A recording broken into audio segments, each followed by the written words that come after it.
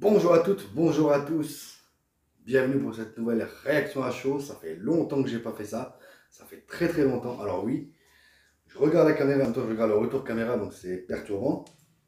En même temps j'ai un petit peu mal aux yeux. Alors, je voulais revenir avec des réactions à chaud. euh, et je voulais revenir avec un film que j'avais apprécié. Sauf que non, on va en parler. Aujourd'hui, il s'agira de The Conjuring 3, sous l'emprise du diable. Alors, on va d'abord parler du film, mais ensuite je suis obligé de faire un parallèle avec l'histoire vraie et avec les Warren. Parce que je n'ai pas beaucoup parlé sur la chaîne.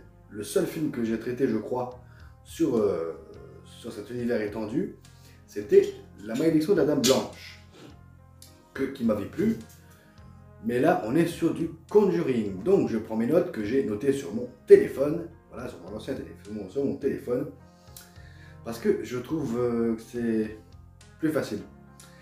Donc, The Conjuring 3, qui est réalisé par Michael Chase, qui n'a réalisé seulement La malédiction de la Dame Blanche, qui est certes dans cet univers.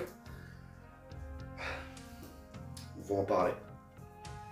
On va en parler.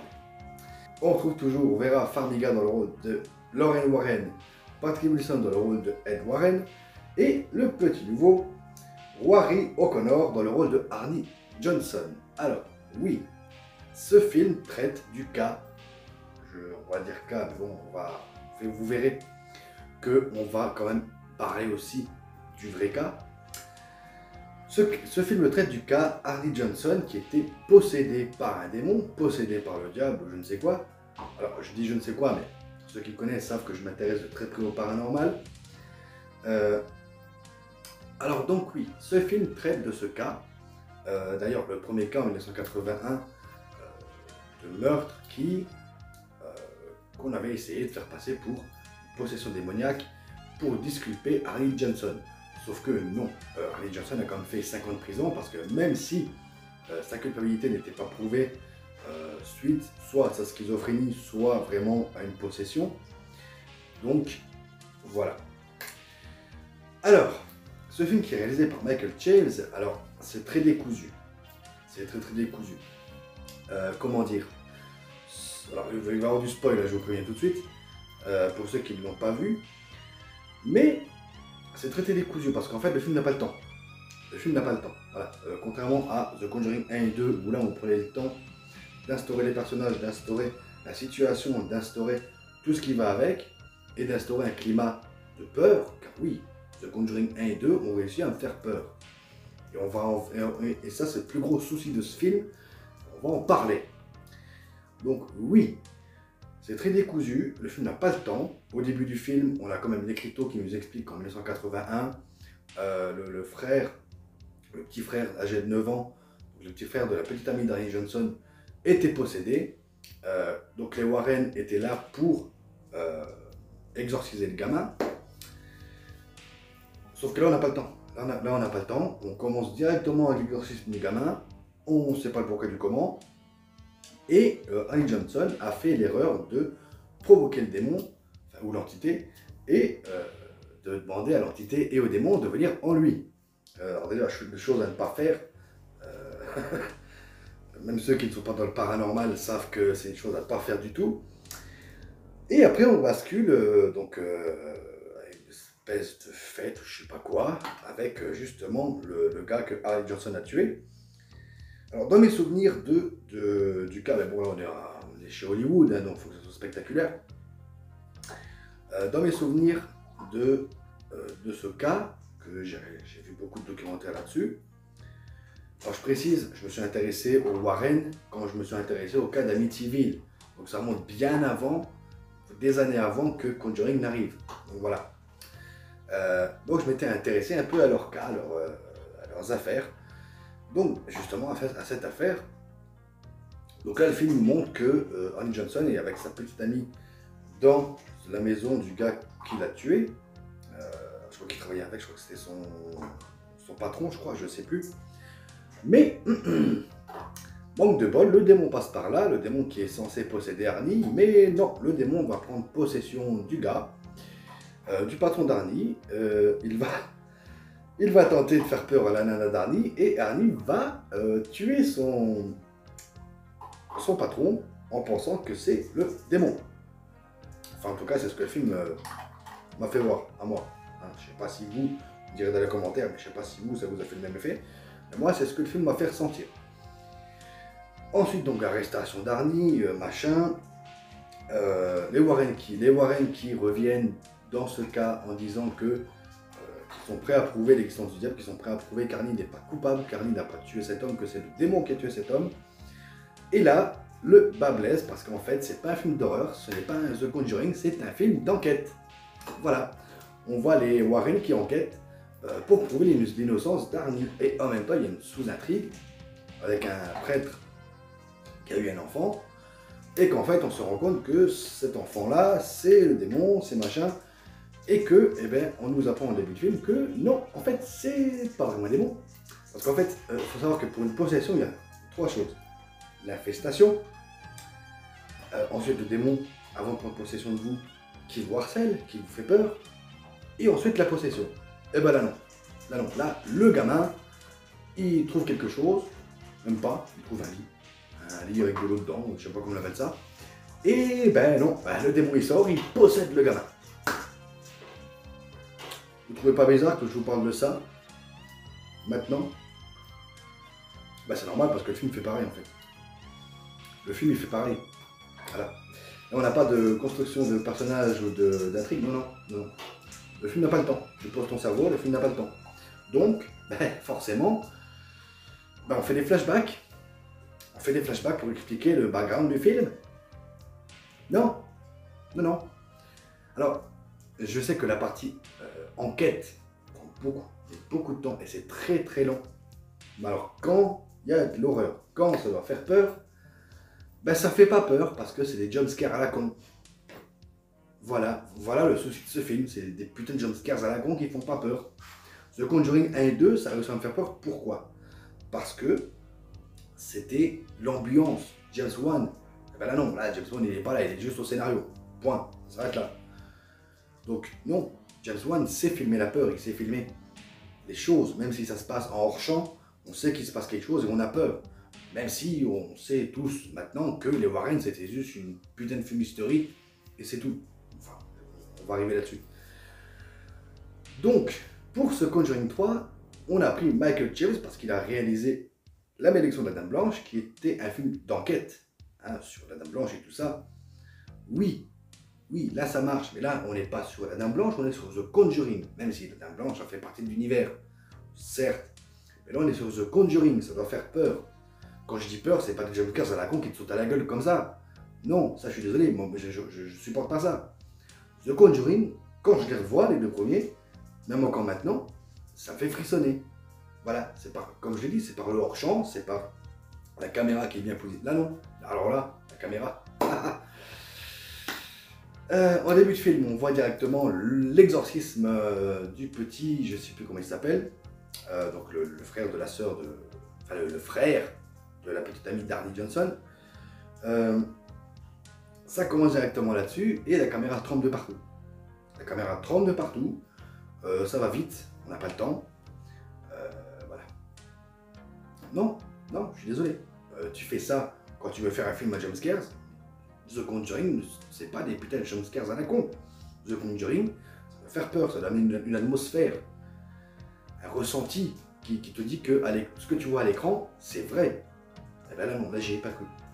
Dire que je connais le cas, je sais forcément que tout ce que vous verrez dans le film, c'est fumisterie. Voilà, on est à Hollywood. Pourtant, c'est un des cas des Warren les plus et les mieux documentés avec le cas Enfield. Même si le cas Enfield, les Warren n'étaient là que 1 heure. Voilà.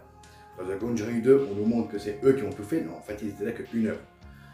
Même si maintenant on sait que c'était juste une belle arnaque. Mais voilà, The Conjuring 2 avait réussi à amener une atmosphère, même si on sait que tout ça, c'est une fumisterie, ou peut-être pas, mais moi c'est ce que je pense. Mais le film arrive à faire peur. Là, non. Là, on nous met clairement en tête que c'est un film à enquête. On va enquêter pour prouver l'existence du diable, pour prouver pendant le procès de Dwayne Johnson qu'il était possédé par le diable et que c'est pas lui qui a tué le gars. En fait, ce film, c'est ça. Et les seuls moments où il se passe... Attention, je dis pas qu'il se passe rien. Certes, dans un autre contexte, l'enquête, elle aurait été plutôt pas mal. Et d'ailleurs, toute la partie enquête est plutôt bien filmée, bien rythmée. Le problème, c'est que non. Non, ça passe pas parce qu'en fait, ça casse le truc. Ce qui veut dire que les scènes qui doivent faire peur ne font pas peur parce que c'est que des jumpscares. Parce que quand on ne sait pas filmer les scènes d'horreur, je suis désolé, ceux qui ont aimé l'élection de la Dame Blanche, ceux comme moi qui ont aimé The Conjuring 1 et 2, je suis désolé. Non, The Conjuring 3, pour moi, ça ne passe pas. C'est pas un film d'horreur, c'est un film d'enquête, un film à jumpscares, comme on en fait plein. Vous voulez que je dise quoi de plus? C'est tellement vide que j'ai rien à rajouter. C'est mal filmé. La partie enquête, certes, elle est bien menée parce que quand on prend le réel de la Dame Blanche et qu'en fait c'était juste un film enquête et qu'il se passait rien, voilà, c'est tout. Cherchez pas midi à 14h. Voilà. Donc non, si vous voulez regarder The Conjuring 3 pour avoir peur, passez votre chemin. Parce que vous n'aurez pas peur. À moins que vous avez peur des jumpscares, sinon vous n'aurez pas peur. Pourquoi? Parce que tout simplement, James Wan n'est plus là. Ou alors dans ce cas-là, il fallait prendre un réal déjà qui est du background, parce que le mec, il a juste fait l'élection de la Dame Blanche et des courts-métrages. On te prend un mec qui n'a fait qu'un seul film dans sa vie, qui n'a réalisé qu'un seul film dans sa vie, pour réaliser The Conjuring 3, parce que en fait, The Conjuring 3 parle d'enquête policière. Je suis désolé. Non. Moi, je veux pas voir ça quand je regarde Conjuring. Je m'en fous de l'enquête policière dans Conjuring. Je sais très bien qu'il y a une enquête, je sais très bien. Voilà, il faut que je parle des Warren, je suis désolé. Donc, pour clore sur le film, non. Ce film, c'est pas qu'il est mauvais, il y a des bonnes choses. Mais, voilà, c'est mal amené. Les scènes d'exorcisme, les scènes d'action sont très très mal filmées. La caméra bouge tout le temps. On n'a pas le temps de voir l'action. Au début de film, on n'a pas le temps, faut que ça bouge, faut que ça aille, donc bam bam bam, le background, on s'en fout. On te met un petit flashback pour que tu comprennes comment le gamin a été possédé. Donc en fait, comme j'ai dit, il y a 3 étapes avant la possession. Sauf que là non, là c'est... Ça me fait même chier, ça fait chier de le dire. Là en fait c'est juste un putain de totem qui a été posé là, par on ne sait qui. Même si on va l'apprendre, mais même ça, c'est mal amené, donc on n'y croit pas. C'est un totem qui a été posé là, par une espèce de sorcier, je sais pas quoi. Enfin, c'est de la sorcellerie. Oui, c'est vrai, en paranormal, il y a des cas de sorcellerie qui peuvent appeler des démons, appeler des entités pour posséder les gens. Oui. Mais là, on t'explique même pas le pourquoi du comment, parce que le film n'a pas le temps.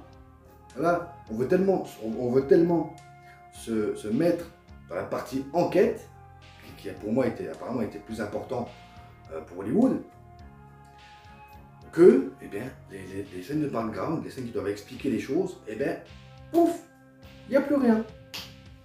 Et là on va parler des époux Warren. Les époux Warren, alors toujours bien interprétés par Farmiga et Wilson, sauf que quand on connaît un peu l'histoire des Warren, quand on se dit que le cas qui les a fait connaître, c'est le cas d'Amityville. On peut voir, je crois, dans The Conjuring 2 au début. Quand on se dit que dans le cas Enfield, ils étaient là que 1 heure pour interroger la jeune, donc cette fameuse vidéo où la jeune parle avec la voix du démon, et que si vous regardez les bonus, vous avez Lorraine Warren qui certifie que tout ce qui se passe dans le film, c'est vrai. Que tout ce qu'ils ont vécu, c'est vrai.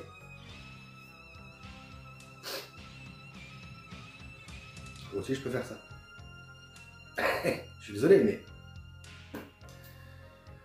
Donc non, les époux Warren, alors certes, il y a des cas qui ont été vérifiés, qui ont été véridiques, c'est vrai.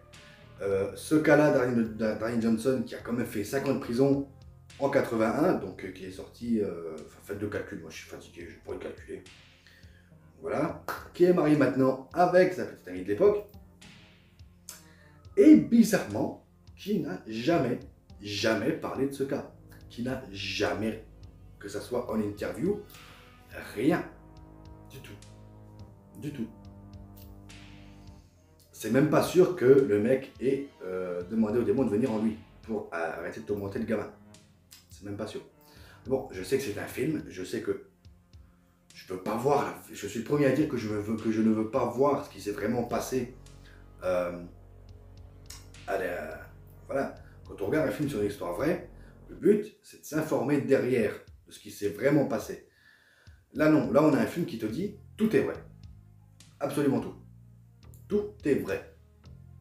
J'en veux pour cause, allez voir les documentaires sur les Warren, allez voir, renseignez-vous sur eux, vous verrez qu'ils disent tout le temps la même chose, que tout est vrai. Tout est vrai. Sauf que je prends encore le cas de The Conjuring 2, de Kenfield, quand on regarde les bonus et qu'on voit Janet, l'enfant qui était censé parler avec la voix du démon, enfin du fantôme, n'a pas l'air de reconnaître Lorraine Warren. Dire que Lorraine Warren la prend dans ses bras.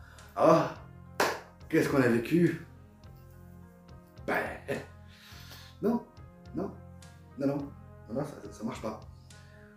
En tant que film lui-même, ben, je suis désolé, non. Moi, The Conjuring, ça va me faire peur, l'ambiance doit faire peur. Quand on voit des scènes de fantômes, ou de ce qui se passe en général dans le paranormal, dans les films, c'est l'ambiance qui fait peur, c'est le hors-champ. Et même quand on voit quelque chose, c'est pas des jumpscares à la con.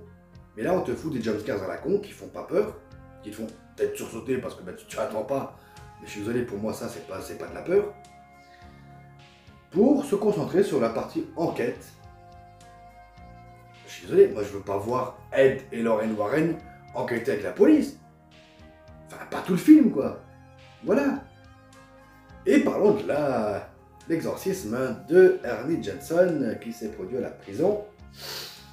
On a en parallèle des scènes qui se passent où Ed et Lorraine Warren combattent le démon. Combattent le démon. Dans une scène parallèle. Qui se passe en même temps, hein, je précise. Genre, vous trouvez pas ça bizarre, vous? Que le prêtre est en train d'exorciser Ernie, mais qu'en même temps, Ed et Lorraine sont en train de combattre le démon. Ça vous pose pas de problème? Ben moi si. Ben, je suis désolé. Quand on te fait un film sur un exorcisme, je veux voir l'exorcisme. Peut-être pas en entier, mais je veux le voir. Je veux pas juste voir le curé qui fait ça avec la croix et qui parle et qu'au bout de 30 secondes, il n'y a plus rien. Je m'en fous de voir Ed Warren avec une masse qui essaie de tuer sa femme parce que le démon a pris entre guillemets possession de lui. Un démon qui va prendre possession de deux corps en même temps. Bon, bref. Est-ce que je vous conseille ce film? Alors, si vous aimez les films d'enquête, un peu comme La Dame Blanche, voilà, ou Esther, voilà, je prends le cas d'Esther, un film qui est génial, qui arrive à faire peur et en même temps qui arrive à nous en mettre dans l'enquête, voilà. Et ben là non. Autant ça ne fait pas peur, autant on n'est pas dans l'enquête. C'est simple. J'étais sur mon canapé quand j'ai vu le film. Quand je regarde un film, je ne me lève jamais. Je me suis fait 4 fois pour aller pisser. Sans mettre pause ni rien. Tellement j'avais qu'une envie, c'était que ce film s'arrête. Non, la partie enquête est bien filmée, certes, mais ça ne nous prend pas. Voilà, on n'est pas dedans. On n'est pas dedans parce qu'en même temps, il y a trop de sous-intrigues. Il y a trop de ceci. C'est mal mélangé. Et quand il y a des scènes d'action, quand il y a des scènes de possession ou tout ce que vous voulez, c'est mal filmé. Je suis désolé. Michael Chave gère très bien la partie enquête. Pour ce qui est de la partie qui fait peur, non, pas du tout. Il n'est pas fait pour ça. Bon, si vous voulez voir le film, voyez-le. Écoutez, voilà, moi perso, je vais me contenter du premier et du 2. Peut-être Annabelle 3, voilà, parce que j'ai bien aimé. Et point. Voilà, cet univers étendu, voilà, n'a pas de raison d'exister, à part pour faire du fric pour les Warren et leurs descendants. et les personnes qui étaient présentes avec eux. C'est tout. Quant à moi, je vous retrouve très bientôt pour un nouveau live, peut-être pour une nouvelle réaction à chaud, on verra. Alors maintenant, les réactions à chaud, je vous préviens, ça sera pas... il n'y aura pas de jour précis, il n'y aura pas de ceci, il n'y aura pas de cela, non, non. Maintenant, les réactions à chaud, elles viendront quand elles viendront. Voilà. Je ne me prends plus la tête. Prenez soin de vous, continuez à regarder des films, à jouer aux jeux vidéo. Ciao.